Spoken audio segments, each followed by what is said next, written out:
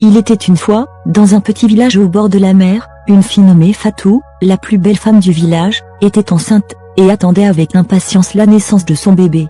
Un jour, alors qu'elle se baignait dans les eaux scintillantes, elle eut des contractions, et accoucha dans l'eau, dès une petite fille qu'elle appela Nara. Elle était très belle la petite, alors qu'une sirène partait se baigner. Elle était si vieille et ne pouvait pas avoir d'enfant. Passée à côté, elle se disait qu'elle ne pouvait pas mourir sans avoir laissé un héritier ou une héritière. Elle était tellement désespérée par sa vieillesse qu'elle n'avait ni beauté ni éclat. De plus, elle était considérée comme la méchante sirène. Elle était si malheureuse car elle voulait d'un enfant à tout prix. Aussitôt la sirène attendit de loin, la voix humaine, puis elle attendit le cri d'un nouveau-né. La sirène s'approcha discrètement pour voir ce qu'il se passait. Quand elle arriva à l'endroit, elle fit alors preuve d'étonnement devant la beauté d'une petite fille, entre les bras de sa mère. Elle devint jalouse immédiatement. Elle décida alors de retirer la petite fille dans le bras de sa mère et de fuir. Maline quelle était-elle, s'approcha de la mère tout en se cachant sous l'eau. Elle sauta et prit les bébés dans les bras de sa mère, puis courut avec elle au fond de l'eau.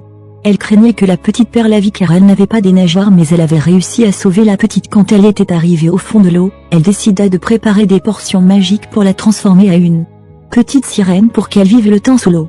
La petite était si belle et pleine de vie. Les jours passèrent, et la mère de Nara, désespérée, chercha dans chaque recoin du village, espérant retrouver sa précieuse fille. Alors que Nara était introuvable, la sirène vivait heureuse sous les eaux. La sirène décida alors de faire grandir Nara très vite pour que sa mère ne les reconnaisse pas. Un jour, elle préparait des potions magiques, et Nara grandit. Elle était si belle, comme sa mère. Nara aimait beaucoup les humains. À chaque fois qu'elle allait se baigner, elle essayait toujours de guetter les humains de loin, mais elle ne s'approchait pas pour ne pas se faire repérer. Elle adorait tellement être humaine. Nara ignorait qu'elle était une fille humaine volée. La méchante sirène essayait toujours de cacher cette vérité à Nara, bien qu'il y ait toujours quelque chose au fond d'elle qui la rapprochait des humains.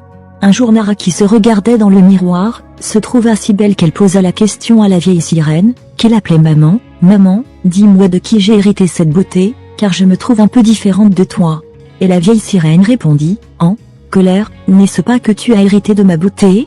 Ne suis-je pas belle? Nara, je t'interdis de me poser ce genre de questions. » La vieille sirène ne voulait pas que Nara entre en contact avec les humains. Elle ne voulait pas que Nara connaisse ses origines, car elle voulait garder Nara uniquement pour elle, puisqu'elle était la réponse à ses prières. Elle cherchait à avoir un enfant, mais elle n'arrivait pas à le faire. L'arrivée de Nara dans sa vie avait changé sa vie. Elle se considérait comme une vraie mère. Un jour, Nara dormit et fit un rêve. Elle rentra dans un village et tous les villageois étaient contents de l'accueillir avec des cris de joie, des tam-tams et des acclamations par-ci par-là. Enfin, notre fille est de retour. Quand elle se réveilla, elle cria et essaya de parler de ses songes à la méchante sirène qu'elle appelait maman. « Maman, maman, j'ai fait un rêve. » Elle leur raconta tout son rêve, du début à la fin. La méchante sirène s'énerva et commença à vouloir changer l'histoire. « Nara, je t'interdis de t'approcher des humains, de plus je t'interdis de te baigner. » La jeune sirène se mit à pleurer. « Pourquoi ne veux-tu pas que je m'approche des humains? Je reste toujours enfermée dans la coquille. Je veux être libre. » Mais Nara aimait beaucoup les humains, elle n'aimait pas rester dans sa maison. Un jour, elle décida de désobéir aux ordres de sa mère, pour aller se baigner. Quand arriva à la plage, elle s'est cachée pour apercevoir les humains de loin. Ces jours-là, un charmant garçon faisait un tour pour pêcher ses poissons lorsqu'il croisa Nara, et il tomba amoureux d'elle. Nara tomba aussi amoureuse du jeune homme. Or la méchante sirène avait interdit de s'approcher des humains car elle ne voulait pas que Nara connaisse ses origines ou des pères qui et sa famille de retrouve un jour. Les jeunes hommes n'arrêtaient pas d'admirer Nara. « Je n'ai jamais vu une si belle sirène. Dis-moi, comment puis-je faire pour te revoir tous les jours au même endroit, car je suis tombé amoureux de toi? Tu es si belle. » Nara, qui répondit, « Moi aussi je n'ai jamais vu un homme aussi beau que toi.